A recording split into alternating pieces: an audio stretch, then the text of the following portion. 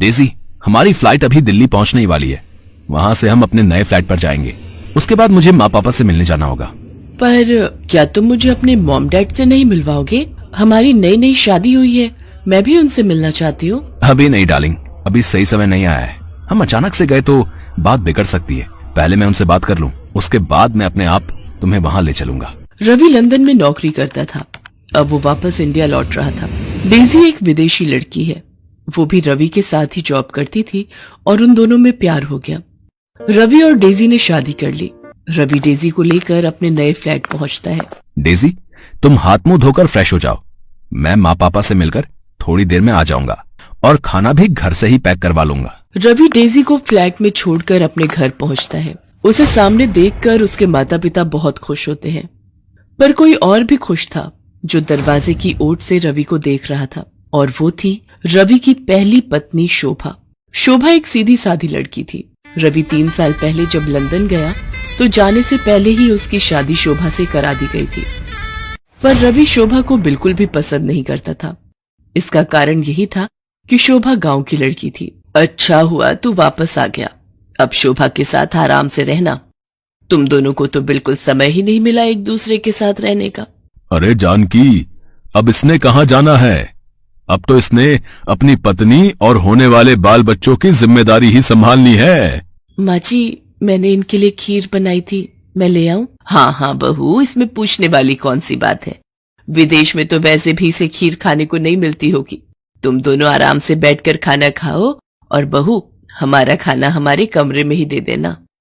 चलो जी, इतने दिनों बाद बेटा आया है, दोनों को एक साथ बैठकर बात करने दो। मौका अच्छा है, शोभा से खाना पैक करवा लेता हूँ।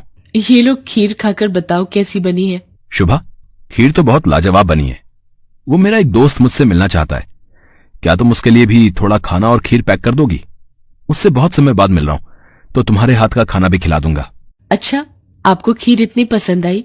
ठीक है, मैं खाना पैक कर देती हूँ। शोभा बेचारी रवि को डिब्बा भरकर खाना और खीर पैक करके दे देती है। वो तो ये सोच रही थी कि रवि को उसके हाथ का खाना पसंद आया है और वो अपने दोस्त के लिए लेकर जा रहा है, पर रवि तो ये खाना डेजी के लिए लेकर गया था। ऐसे ही कुछ दिनों तक रवि शोभा और घर वालों को बेवकूफ बनाकर डेजी के साथ रहता था। करवा चौथ का व्रत आने वाला था और शोभा इस व्रत को लेकर बहुत खुश थी, क्योंकि शादी के बाद पहली बार रवि उसके साथ था। नहीं तो 3 साल तक वो रवि के बिना ही व्रत रख रही थी। शोभा करवा चौथ के व्रत की तैयारियां कर रही थी। एक दिन वो मेकअप की दुकान से चूड़ियां खरीद रही थी। तभी डेजी भी उस दुकान पर शॉपिंग के लिए आती है। भैया, मुझे सभी रंगों की चूड़ियां देना। आपको पता है मेरा करवा चौथ का व्रत है। आप मुझे बढ़िया चूड़ियां दिखाना, जिससे मेरे पति मुझे तैयार होता देखे और मैं सबसे सुंदर लगूं। अगर आप बुरा न माने तो ये सब सुनना मुझे बहुत अच्छा लग रहा है। क्या आप बता सकती हैं कि ये सब आप अपने हस्बैंड के लिए क्यों कर रही हैं? आप तो विदेशी मेम साहब लग रही हो।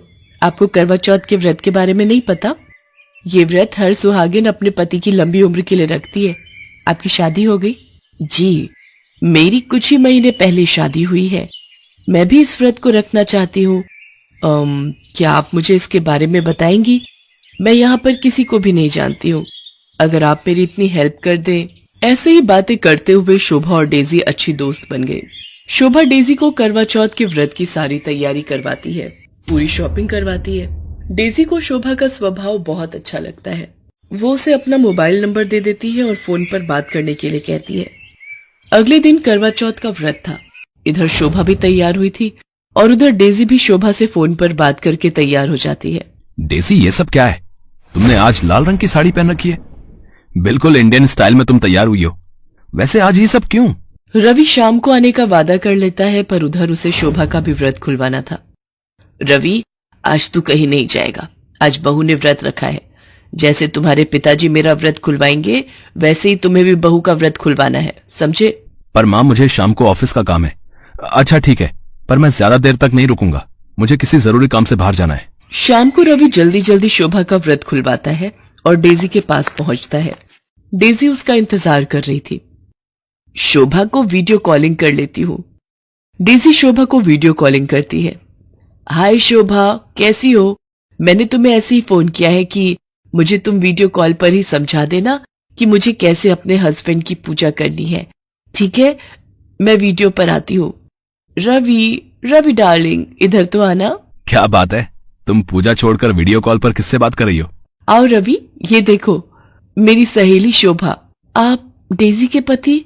और फिर न चाहते हुए भी सारी सच्चाई सबके सामने आ जाती है। तुझे शर्म नहीं आई? एक पत्नी के होते हुए तूने इस विदेशी लड़की से ब्याह कर लिया। अरे शोभा, में क्या कमी थी जो तू इस विदेशी से शादी करके इसे साथ ले आया? मैं क्या करता? आप लोगों ने जबरदस्ती मेरी शादी एक ऐसी लड़की से करवा दी जो पढ़ी लिखी भी नहीं थी और जिसे शहर के कोई तौर तरीके नहीं आते थे। माँ पिताजी, मैं डेजी से प्यार करता हूं, वो मेरी पत्नी है। मैं ये घर हमेशा के लिए छोड़कर जा रहा हूं। आप रखो अपनी बहू को अपने पास। क्या हुआ डेजी, चलो, तुम रुक क्यों गई? नहीं रवि, तुम शोभा को इतनी बड़ी सजा नहीं दोगे।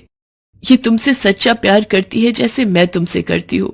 शोभा की कोई गलती नहीं है, वो तुम्हारी पहली पत्नी है और मैं शोभा को छोड़कर कहीं नहीं जाऊंगी। डेजी का ऐसा व्यवहार देखकर शोभा और उसके सास ससुर हैरान रह जाते हैं। शोभा डेजी को गले लगा लेती है और उस दिन के बाद से देसी और विदेशी दोनों सौतन बहू बहनों की तरह रहने लगती हैं। रवि को भी अपनी गलती का एहसास हो जाता है और वो अपनी दोनों पत्नियों को बराबर का हक देता है।